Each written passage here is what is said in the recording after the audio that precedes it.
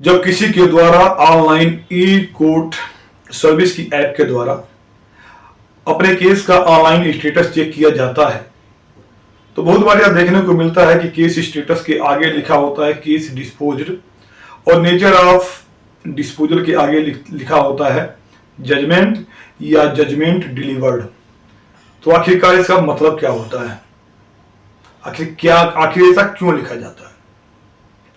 उसके पीछे का कारण यह होता है कि जिन भी मामलों में यह लिखा गया है जजमेंट या जजमेंट डिलीवर्ड, तो इसका मतलब केस की पूरी सुनवाई, पूरी प्रोसीडिंग कंप्लीट हो गई है। या जो स्टेटस शो कर रहा है यह किसी मिसलेनियस एप्लीकेशन का स्टेटस नहीं है, यह मेन केस का स्टेटस है। इसको हम समझ लेते हैं। कोर्ट में केस लाने के, खासकर आपराधिक मामले से संबंधित जो केस होते हैं वो लाने के दो तरीके होते हैं। एक, जहां यह घटना घटी है, कोई आपराधिक मामला घटा है, उस एरिया के संबंधित पुलिस स्टेशन में उसकी सूचना दर्ज कराई जाए और जब मुकदमा दर्ज हो जाता है तो उसमें विवेचना होती है और विवेचना होने के बाद चार्जशीट आती है।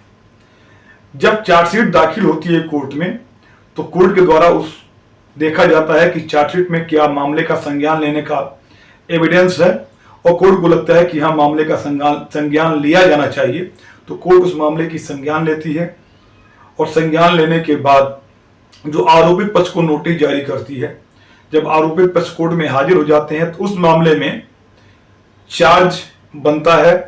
कुछ मामलों में चार्ज की जगह नोटिस भी कहा जाता है। नोटिस या चार्ज की कार्रवाई होती है और उसकी कार्रवाई होने के बाद अगर जो आरोपित पक्ष है अपनी गलती को नहीं मानता है तो उस मामले में ट्रायल शुरू हो जाता है। चार्ज के बाद जो पहला जो स्टेज होती है उसको बोलते हैं प्रोसिक्यूशन एविडेंस का। जो अभियोजन पक्ष होता है वह जो भी अपने गवाह हैं वह एक एक करके कोर्ट में लेकर आता है और उनके बयानों को कोर्ट में दर्ज करवाता है। जब उनके बयान कोर्ट में दर्ज हो जाते हैं तो उसके बाद जो आरोपित पक्ष के पास यह अधिकार होता है कि उनसे क्रॉस क्वेश्चनिंग किया जाए, तो वह उसकी उन गवाहों का क्रॉस क्वेश्चनिंग करते हैं और एक एक करके अभियोजन पक्ष जो होता है वह अपने गवाहों को कोर्ट में लेकर आता है। जब उनकी गवाही पूरी हो जाती है यानी प्रोसिक्यूशन एविडेंस खत्म हो जाता है तो अगला स्टेज आता है स्टेटमेंट ऑफ एक्यूज।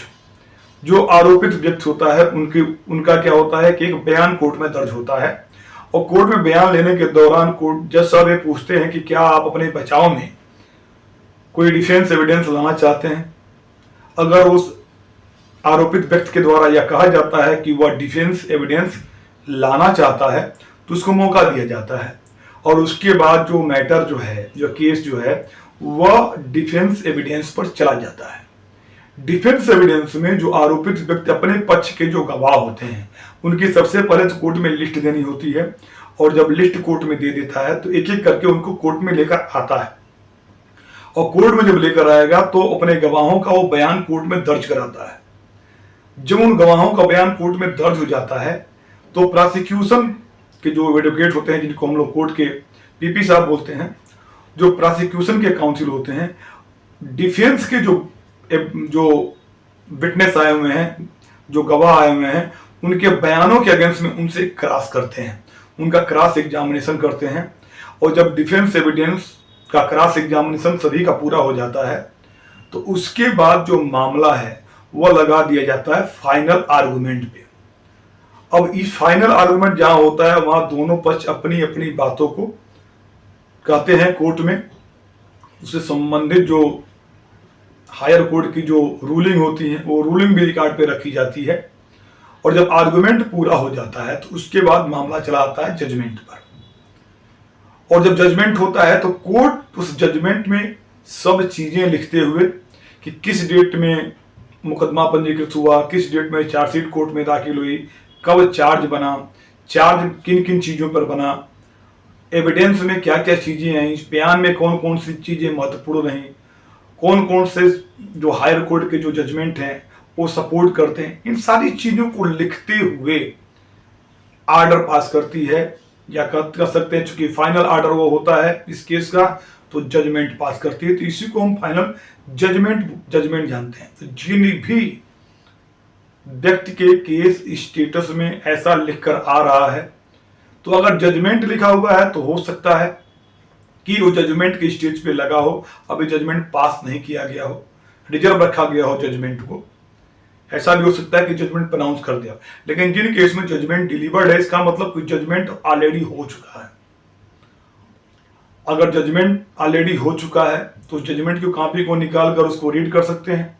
जिस भी व्यक्ति के पक्ष में आर्डर हुआ है उसकी तो कोई बात नहीं है, लेकिन जिसके पक्ष में आर्डर नहीं हुआ है उसके पास यह अधिकार होता है कि वह हायर कोर्ट में जाकर इसकी अपील कर सकता है। तो उम्मीद करता हूं दी गई इन्फॉर्मेशन आपको समझ में आई होगी। फिर भी कोई आपके सवाल है, कोई सुझाव है, कमेंट बॉक्स में लिखिएगा, रिप्लाई देने का प्रयास करूंगा जल्द से जल्द। Thank you for watching.